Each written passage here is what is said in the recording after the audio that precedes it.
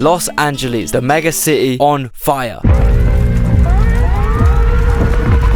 So 1 year and 2 months ago, I said this in a video. Lawns. That's right. Look at all these lush green American lawns in the middle of what should be the desert. Yeah, Californians are so proud of their stupid lawns that they're willing to risk hefty fines, poisoning their entire garden using paint, or more importantly, potentially causing devastating environmental disasters. This is because LA is naturally super dry. They get all their water funneled down from Northern California. This really messes up the natural geography of California, since the ground in the north doesn't get as much water as it naturally should because it's all funneled south, and in the south crops and plants are grown where they're not naturally meant to exist. Essentially, the northern plants dry up enough to become fuel for fire, and the southern ground acquires plants which act as fuel for fire. That, paired with the recent dry winters and record-breaking hot summers, inevitably provides the perfect circumstances for record level wildfires. Turns out, unfortunately,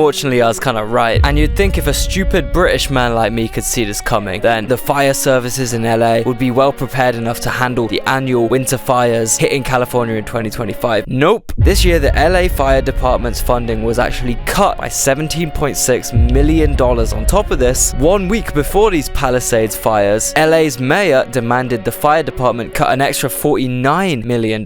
And I know, yes, they were going to match these cuts with salary hikes, but A, surely this is just to match 4 years worth of inflation, and B, that doesn't take into account how literally 40% of these firefighters are actually inmates who earn literal slave wages. I'm talking $5 a day, and then it's actually impossible for these prisoners to ever get a job in the fire department after they've put their lives on the line for zero pay. Yeah.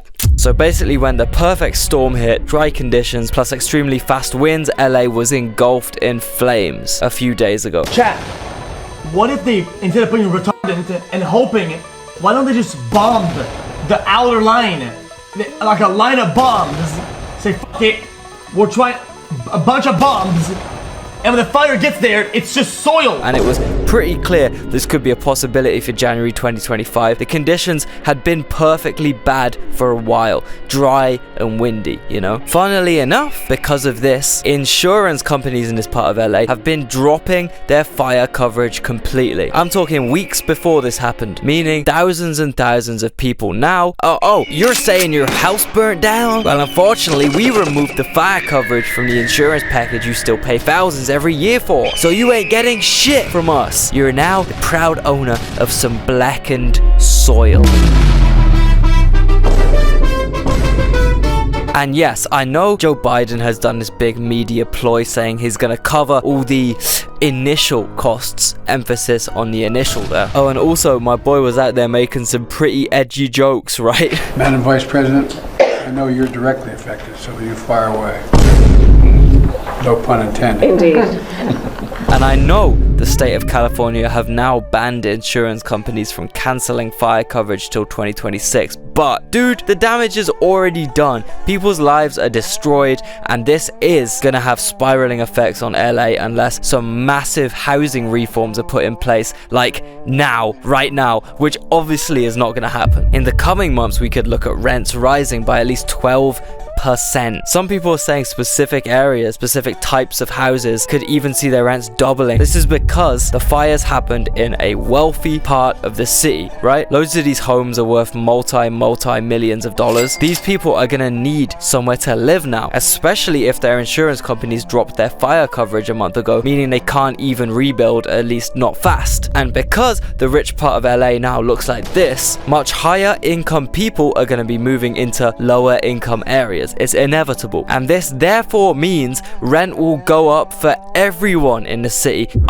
I gotta match the trends though, man. Dude, I just gotta match the market, bro. I got no other choice, man.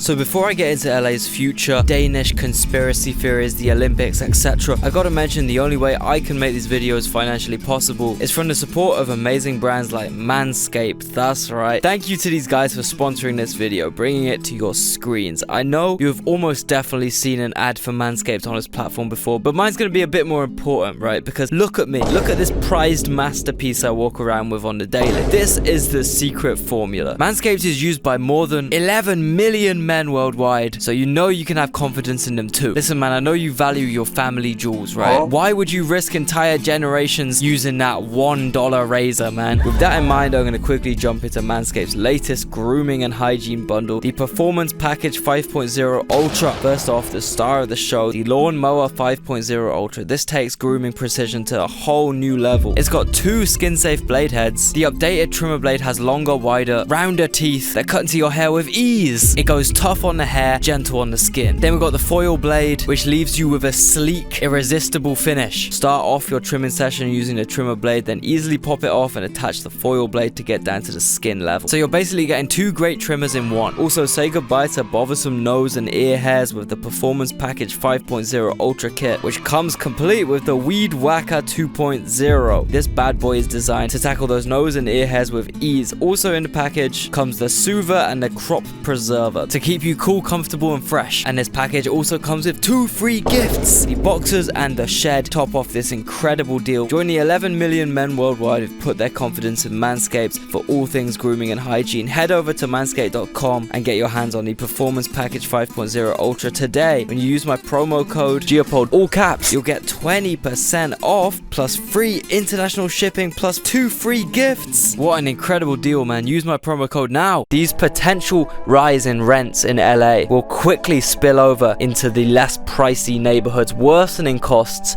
in an already expensive city. Tripling of rent growth is absolutely possible due to the lack of housing supply in Los Angeles. Basically, we saw this exact thing happen on a smaller scale in Houston after Hurricane Harvey in 2017. Many homeowners had to find both short and long-term rentals whilst their properties were being repaired or rebuilt. This pushed up rents in Houston by 4%. Then you compare how much larger scale the destruction is in LA than it was in Houston. Then you consider that California is the most underhoused state in the nation with so much worse of a housing crisis than Houston. Then you compare how infamously expensive LA is already, especially when it comes to rent, and you can kind of tell why this could be the start of a big bad crisis for LA. There could also be certain landlords who seek to cash in on this opportunity. This situation is literally an evil landlord's dream. Shitloads of rich people looking for shitloads of housing as soon as possible. LA could be looking at some serious incoming price gouging, especially for very desirable, nice houses, nice rentals in cheaper areas. Your landlord could just hike up the rent to a point where you simply can't pay it. You're forced out. Jenny from Malibu moves in with her 4 cats and her $5,000 espresso machine. Oh, the joys of American housing. This is one of the USA's biggest flaws. Yes, individuality and freedom is great when everything's going normal, but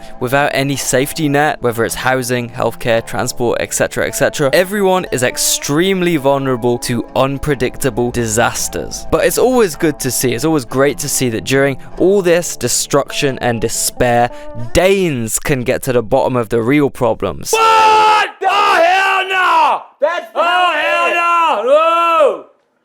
Oh, hell no! That's right, Mads Palsvig, the head of Denmark's right-wing Prosperity Party, has been pushing this insane conspiracy theory about the cause of LA's fires on Twitter, which now has somehow caught on and has a bunch of traction among brain-dead Americans. His fucking insane theory is that photos showing trees standing up after the fires proves that the US government is purposefully setting the LA fires using military-grade DEWs, direct energy weapons, to initiate a massive land grab. What the fuck? Are these people okay? Others have claimed it's evidence of HAARP, High Frequency Active Auroral Research Program. What? The evidence is apparently that because trees don't have metal inside them, it's harder for trees to burn from microwaves.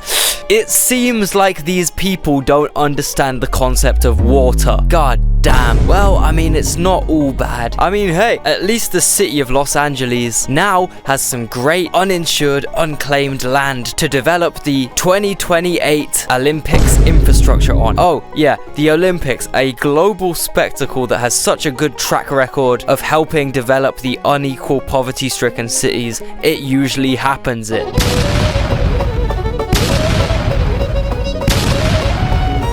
Anyway, Jesus Christ, yeah, that's about it. I hope none of you guys watching are like homeless because of these fires. And yeah, hit that subscribe button if you want to join me in my next video, where I'm going to talk about America's plans to acquire Greenland and dig up enough oil and fossil fuels to make sure that by the end of our lifetimes, every major city on the west coast of America will start burning to the ground every single winter. See you then.